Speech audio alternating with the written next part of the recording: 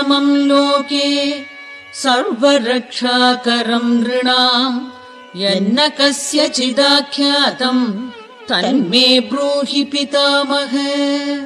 ब्रह्मोवाच अस्ति गुह्यतमम् विप्र सर्वभूतोपकारकम् देव्यास्तु कवचम् पुण्यम् तच्छृणुष्व महामुने।